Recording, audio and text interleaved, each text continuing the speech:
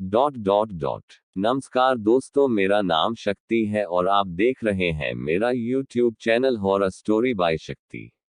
आज जो मैं आपको किस्सा बताने जा रहा हूँ वो हमारे कस्बे के भूतहा अस्पताल का है।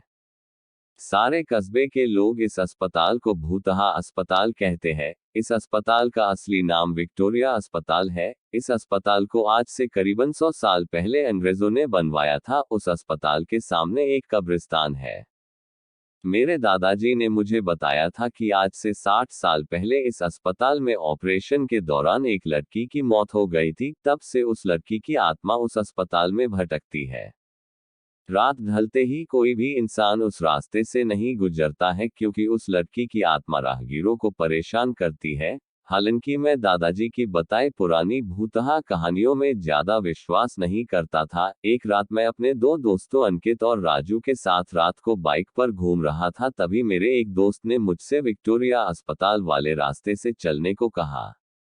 हम में से कोई भी ज्यादा भूत प्रेतों पर विश्वास नहीं करते थे और हमने उस रास्ते से जाने का पक्का किया। उस समय रात के 10 बज चुके थे। हम तीनों ने ये बात अपने परिवार वालों को नहीं बताने का वादा किया और उस रास्ते पर निकल पड़े। जैसे ही हम उस रास्ते से निकले, रास्ते पर रेत होने की वजह से हमारी बाइक फिसल गई और हम तीनों धाम से बाइक से दूर गिर गए।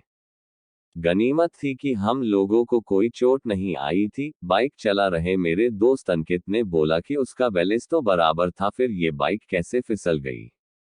हालांकि वो थोड़ा डर गया था तो मेरे दूसरे मित्र राजू ने बाइक चलाने को कहा। अब राजू बाइक चला रहा था। हम 1 किलोमीटर ही चले थे कि अचानक हमारी गाड़ी का टायर पंचर हो गया और गाड़ी की स्पीड तेज होने से गाड़ी इस बार फिर पिछली बार से भी दूर तक फिसलती गई। इस बार हमें कोहनियों और घुटनों पर थोड़ी चोट आई थी। अंकित फिर से बोला कि इस जगह में जरूर कोई गड़बड़ है, हम लोग वापस उल्टे चलते हैं।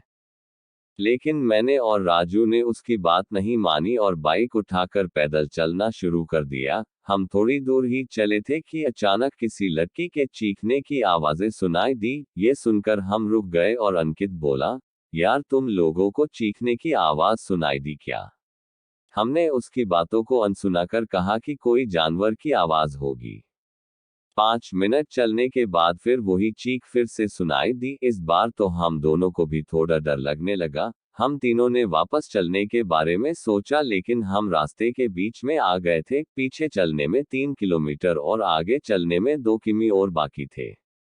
हम लोगों ने आगे जाने का सोचा। थोड़ा आगे चलने पर हमें बरगद के पेड़ के नीचे एक औरत दिखाई दी। इतनी रात को अकेली औरत को देखकर हमारे तो रोंगटे खड़े हो गए थे। हम लोगों ने पीछे मुड़ने का सोचा, तभी वो बूढ़ी औरत चिल्लाई, बेटा रुको, मुझे हाईवे तक का रास्ता बता दो।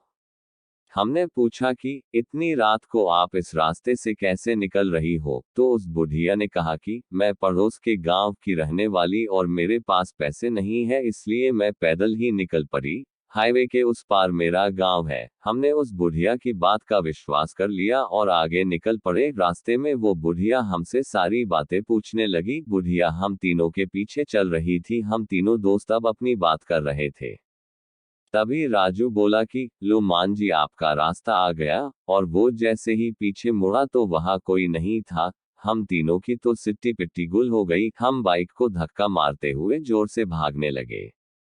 भागते भागते अंकित ठोकर खाकर गिर गया और हमें जोर से चीखें सुनाई दी। हमने भी बाइक को वही पटक कर अंकित को साथ लेकर दौड़ने लगे और अस्पताल के पास कब्रिस्तान तक पहुंच गए। ये सब घटित होते 12 बज चुकी थी। हम पसीने से तरबतर हो गए थे और कब्रिस्तान पार कर एक मंदिर में रुक गए, क्योंकि अगर बिना बाइक के घर जाते तो जूते पड़ते। इसलिए उस रात मंदिर में ही रुक गए और सुबह होते ही बाइक लेकर अपने अपने घर आ गए और घर वालों दोस्त के यहाँ रुकने का बहाना बना दिया। उस रात के बाद से हम उस रास्ते से कभी नहीं गए। मुझे आज भी सपनों में वो भूतिया बुढ़िया और चीखने की आवाजें आती है। दोस्तों, अगर वीडियो अच्छा लगा तो लाइक, कमेंट और सब्सक्राइब जरूर करें। कल मिलते हैं एक और नई कहानी के साथ। धन्यवाद।